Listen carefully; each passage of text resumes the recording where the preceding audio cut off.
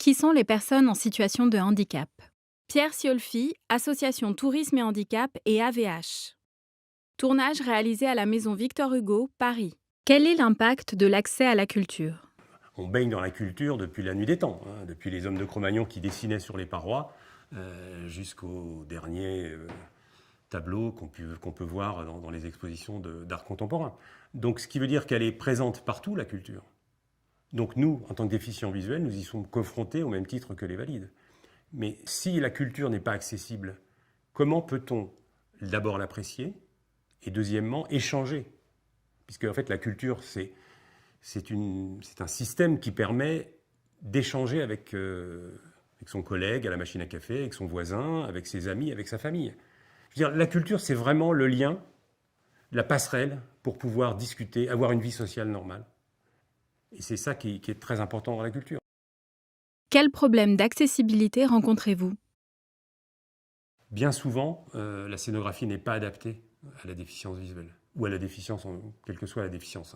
Les polices de caractère, on a l'habitude, quand on veut faire passer un message absolument exceptionnel, on écrit en majuscule et en gras. C'est juste à proscrire.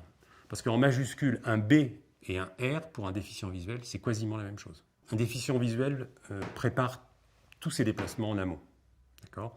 C'est-à-dire qu'il ne peut pas réadapter son parcours ou ses actions en cas d'imprévu. Donc, alors, il le fait forcément, mais si vous voulez, il est nécessaire de tout préparer en amont. Donc la première des choses, c'est je vais sur un site, le site du musée en question. Je regarde d'abord si le site est accessible. Ça, c'est un autre problème qui vient en amont. Est-ce qu'il est accessible au sens de la loi, c'est-à-dire je peux prendre connaissance de toutes les informations de façon autonome. Quels sont les outils qui pourraient vous faciliter l'accès au musée? Si vous allez dans un musée où il y a des sculptures, ce qui serait intéressant, c'est de pouvoir les toucher en tant que déficient visuel. Alors peut-être pas toucher l'original, mais par exemple aujourd'hui avec les nouvelles technologies, encore une fois, notamment l'impression 3D, il serait très intéressant de pouvoir avoir des répliques en impression 3D pour pouvoir les appréhender tactilement, par exemple. Au niveau des tableaux, l'idée, ce serait d'avoir des audioguides qui soient complètement adaptés avec des scénarios qui soient adaptés. C'est-à-dire qu'on ne parle pas à un déficient visuel comme on parle à une personne valide. C'est-à-dire qu'il y a des mots, par ici, par là, plus foncé, plus clair. C'est des choses qui ne rentrent pas bien dans notre logiciel d'appréciation de l'œuvre. Quels sont les avantages pour un musée de mettre en place ces outils? Vous savez, ce qui est bien pour les personnes déficientes visuelles, c'est bien pour tout le monde. Aujourd'hui, on est tous en situation de handicap quand on va à l'étranger, par exemple. Je ne sais pas si vous parlez le serbo-croate, moi je ne le parle pas, mais par contre, quand vous voyez une information qui indique toilette en serbo-croate, vous n'allez pas le comprendre. Par contre, si vous voyez le pictogramme toilette, vous allez le comprendre. Vous voyez ?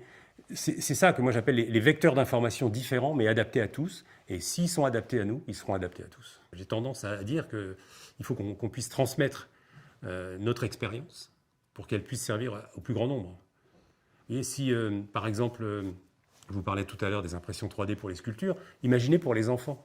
Les enfants, ça fait des générations qu'on leur dit qu'il ne faut pas toucher dans les musées. Ce serait extraordinaire. Remerciements. Stéphanie Xuexet, directrice générale, Association Action Handicap France AHF. Thierry Renaudin, secrétaire général, Maison Victor Hugo. Pour leur témoignage, Pierre Siolfi, Association Tourisme et Handicap et AVH, Agnès Courodon, AHF, Marie Vampouille, AHF et Anvan Simone. Et Aziz Zogagui, chargé de communication AHF. Logo AHF Action Handicap France. Tourisme et Handicap. Maison Victor Hugo, Paris-Guernesey. Fondation NG. Make.org Foundation. Fondation Handicap, Malakoff Humanis. Vidéo réalisée par Tulipe et compagnie.